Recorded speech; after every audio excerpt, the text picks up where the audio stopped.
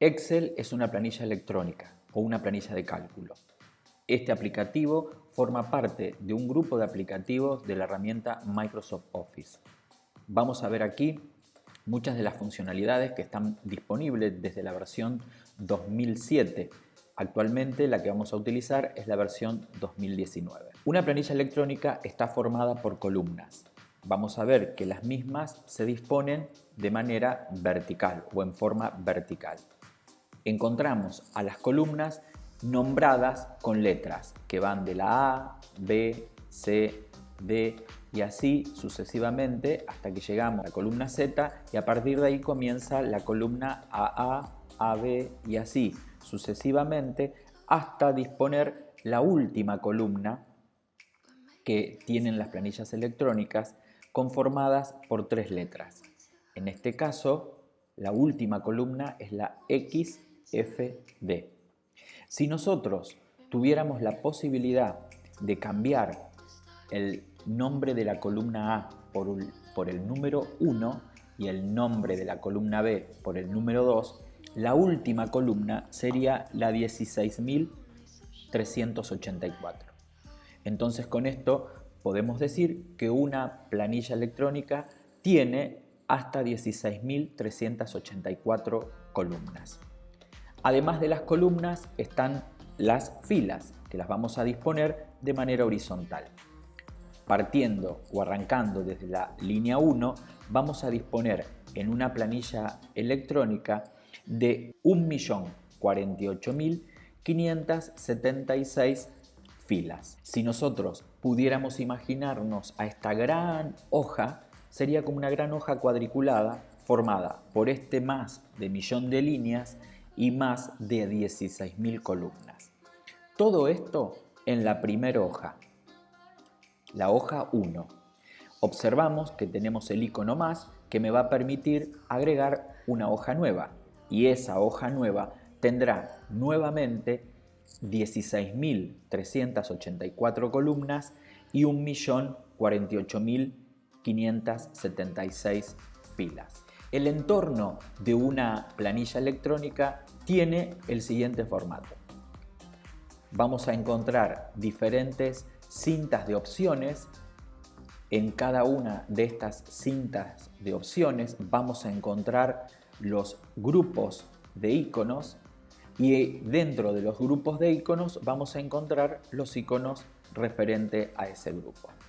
Algunos de estos grupos de iconos, como podemos ver en el ángulo inferior derecho, cuentan con un acceso directo a nuevos grupos de opciones. Ese icono no lo vamos a encontrar en todos los grupos, simplemente en aquellos en donde se dispongan más alternativas. La cinta de opciones de inicio es la que conforma o resume la mayor cantidad de opciones que usamos de manera más frecuente.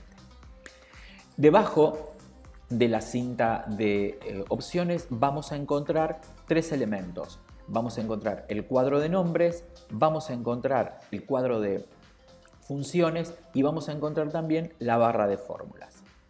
En la parte inferior vamos a encontrar las distintas formas de visualización que tenemos de una planilla, como así también la posibilidad de ampliar o disminuir la visualización de la misma.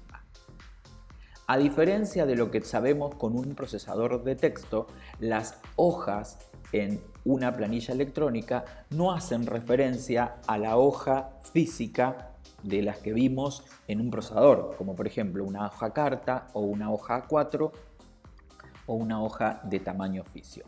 Por lo tanto, si nunca usaste una planilla electrónica, no deberías hacerte la idea de que la hoja hace referencia a la hoja física que normalmente utilizamos a diario. La intersección que se produce entre una fila y una columna es lo que llamamos celda. La celda tiene un nombre que justamente está representado por la columna y por la fila. Este nombre lo vamos a poder observar en el cuadro de nombres. A partir de aquí, la información o los datos que nosotros podamos colocar en cada una de las celdas serán representados de maneras diferentes de acuerdo al tipo. ¿Qué quiere decir esto? También, a diferencia de lo que hacíamos en un procesador de texto, en una herramienta de procesamiento de datos para poder realizar cálculos, Excel va a poder, o mejor dicho, necesita diferenciar los datos de tipo texto de los datos de tipo número. Por ejemplo, puedo introducir la palabra auto. En la celda siguiente puedo colocar el número 34. Aquí podemos observar que cuando coloco un dato de tipo texto, Excel lo va a colocar, o mejor dicho, lo va a alinear hacia la izquierda de la celda, mientras que cuando coloco un número, lo va a alinear hacia la derecha. Lo mismo va a ocurrir cuando coloco una fecha. Yo puedo de esta manera introducir una fecha y voy a observar que esa fecha la alineo hacia el lado derecho.